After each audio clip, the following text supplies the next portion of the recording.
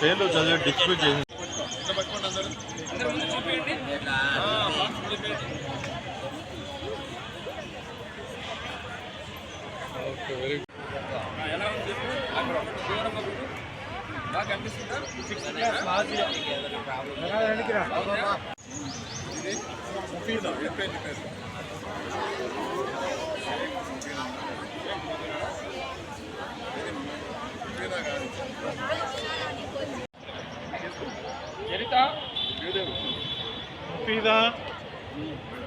అందరం group photo తీసుకుంటాం.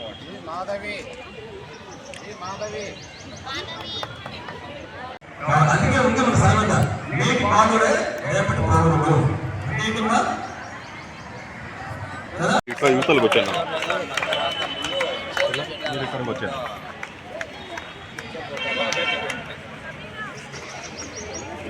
Okay sir, next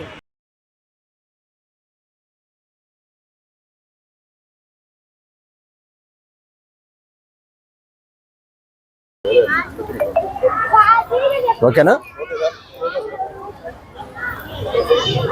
good morning to all of you. Print and electronic media మిత్రులందరికీ good morning. ఈరోజు డిబిసిఎస్ district blindness control society ఆధ్వర్యంలో గతంలో ఈ స్కూల్లో స్కూల్ ఐ స్క్రీనింగ్ ద్వారా పరీక్ష చేసిన పిల్లలందరికీ కూడా ఉచితంగా అద్దాలు ఇవ్వడం జరుగుతుంది. గతంలో 1065 మంది పిల్లలకు గాను 965 మంది పిల్లలు ఆ రోజు హాజరవ్వడం జరిగింది. ఆ 965 మంది పిల్లల్లో అందరినీ మొత్తం 9 పరీక్ష చేయగా 138 మందికి దృష్టిలోపం ఉన్నట్టు గుర్తించడం జరిగింది. ఆ 138 మంది కూడా ఈరోజు ఉచితంగా డిబిసిఎస్ ఆధ్వర్యంలో ఉచితంగా అద్దాల పంపిణీ కార్యక్రమం కూడా ఈరోజు డిప్యూటీ డిఎం సుప్రసాద్ రెడ్డి గారు, మెడికల్ ఆఫీసర్ ఎంబిందు గారు, ప్రోగ్రామ్ ఆఫీసర్ వెంకటేశ్వర్లు గారు మరియు సుబ్బారెడ్డి గారు అందరి ఆధ్వర్యంలో ఈరోజు ఉచితంగా పిల్లలందరూ కూడా ఇవ్వడం జరుగుతుంది. ఈ ప్రతి సంవత్సరం కూడా ఇలాగే ఈ పిల్లలందరూ కూడా ఉచితంగా అద్దాలు ఇవ్వడం జరుగుతుంది. ఈ సందర్భంగా పిల్లలకి మరియు వారి పేరెంట్స్కి మేము తెలియపరిచేది ఏంటంటే, ఈ పిల్లలకి ఒక్కసారి దృష్టిలోపాన్ని సుమారు 60 మంది కొత్తగా దృష్టిలోపం ఉండేవాళ్ళు గుర్తించడం కూడా జరిగింది. ఆ 60 మందికి వాళ్ళకి దృష్టిలోపం ఉందినట్టు కూడా తెలియని పరిస్థితుల్లో మేము వచ్చి పరీక్ష చేయడం ద్వారా, అంటే గవర్నమెంట్ ద్వారా పరీక్షలు చేయించడం ద్వారా దృష్టిలోపం ఉన్నట్టు గుర్తించడం జరిగింది. వారందరికీ అద్దాలు ఇస్తున్నాం. కొంతమంది పేరెంట్స్ ఏం చేస్తున్నారంటే, అందరూ ముఖ్యంగా ఈ స్కూల్ అంతా ఆడపిల్లలు ఎక్కువ చదువుతున్నారు కాబట్టి ఆడపిల్లలకైతే పేరెంట్స్ మీరు అద్దాలు అవసరం లేదు, అద్దాలు పెట్టకండి, అద్దాలు పెడితే ఇప్పుడే ఎందుకు అని చెప్పి పేరెంట్స్ సైడ్ నుంచి వాళ్ళకి సరైన సపోర్ట్ కూడా లేకుండా ఉంది. కాబట్టి కంపల్సరీ ఎవరికైతే దృష్టిలోపం ఉంటుందో వారందరికీ కరెక్ట్ చేసి అద్దాలు ఇచ్చినప్పుడే వాళ్ళకి చూపు బాగా కనిపిస్తుంది. చూపు ఎప్పుడైతే బాగా ఉంటుందో చదువులో రాణించగలుగుతారో, భవిష్యత్తులో కూడా వాళ్ళ ఆరోగ్యాన్ని కూడా కాపాడుకుంటారు. కాబట్టి ఈ సందర్భంగా పేరెంట్స్కి మేము రిక్వెస్ట్ చేసిందంటే, పిల్లల్ని ఎంకరేజ్ చేయండి, కానీ అద్దాలు పెట్టుకోమని జాగ్రత్తలు చూపించి మేము ఇచ్చిన అద్దాలు ఒకసారి పోయిన పక్షంలో వాళ్ళు ఏదైనా పోగొట్టుకున్నట్లయితే కూడా ఇమ్మీడియట్గా ప్రభుత్వ ఆసుపత్రికి కానీ ప్రైవేట్ హాస్పిటల్కి వెళ్ళి పరీక్షించి మళ్ళీ వాళ్ళకి అద్దాలు ఇప్పించాల్సిన బాధ్యత కూడా తల్లిదండ్రులకు ఉందని సందర్భంగా నేను తల్లిదండ్రులు రిక్వెస్ట్ చేస్తున్నాను. అలాగే ఈ రోజు మేము ఈ 138 మంది పిల్లలకి అద్దాలు ఇస్తున్నాము.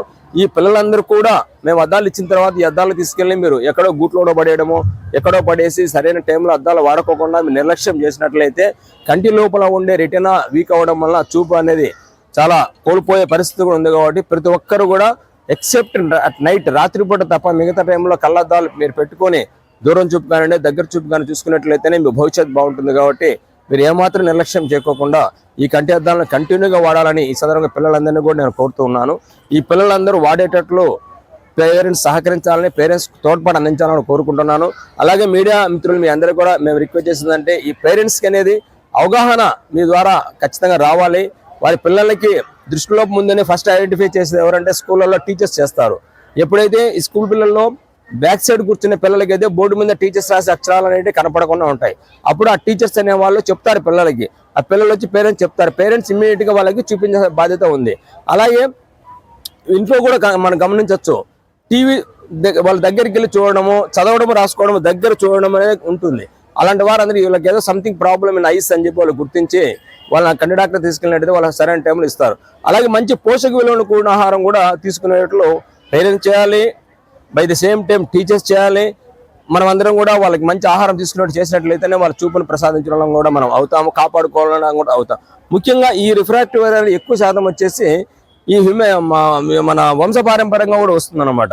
వంశపారంపర్యంగా ఏంటి అంటే మేనరిక వివాహాలు చేసుకోవడం వల్ల వాళ్ళ పేరెంట్స్కి ఏదైనా దృష్టిలోపం ఉన్నట్లయితే పిల్లలు కూడా ఆటోమేటిక్గా ఈ కంటి లోపం అనేది కాకపోతే మిగతా అవయవాల లోపం అనేది కూడా ఖచ్చితంగా వస్తుంది. కాబట్టి ఈ మేనరిక వివాహాలను జరగకోకుండా చూడాల్సిన బాధ్యత మొత్తం మన మీడియా మిత్రులు మీ అందరి మీద, ప్రభుత్వం మీద, మా అందరి మీద ఉంది. కాబట్టి ఇది కూడా కొంచెం మీరు మీ ద్వారా ప్రజలకు అందరికి చేరేటట్లు ఈ విషయం మీరు కూడా దయచేసి న్యూస్లో రాయాలని చెప్పి కూడా సందర్భం మనందరినీ కూడా రిక్వెస్ట్ చేస్తూ ఉన్నాను. ఈ మేనరిక వివాహాలు చేసుకోవడం వల్ల వాళ్ళకు అంగవైకల్యం అంటే కళ్ళు కావచ్చు, కాళ్ళు కావచ్చు, చేయి కావచ్చు, ఇంకోటి ఏమైనా వచ్చే అవకాశాలు ఉన్నా కూడా దాన్ని అరికడితేనే ఇవన్నీ రాకుండా కూడా చూసుకునే అవకాశం ఉంటుంది.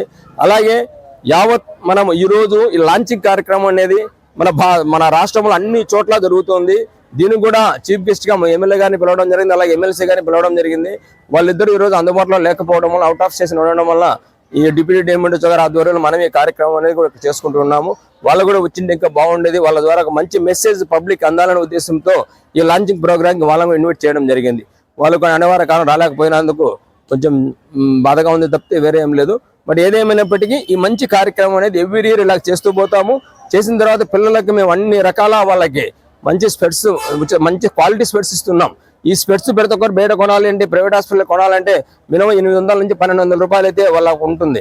అలాంటిది ఈరోజు మనం ఉచితంగా ఇస్తున్నామంటే గవర్నమెంట్ ద్వారా పిల్లలకి కూడా మంచి మన ప్రోత్సాహం ఇచ్చినట్లు అవుతుంది. కాబట్టి ఈ ప్రోగ్రామ్ కంటిన్యూషన్ అనేది ఎప్పుడు చేయాలి. అలాగే ఈ సందర్భంగా మీడియా మిత్రుల ద్వారా గవర్నమెంట్ మేము కోరేది ఏంటంటే, మాకు ఇప్పుడు చాలా మంది రిటైర్ అయిపోతున్నారు మా ఆప్థాల్మిక్ ఆఫీసర్స్ రాష్ట్రంలో.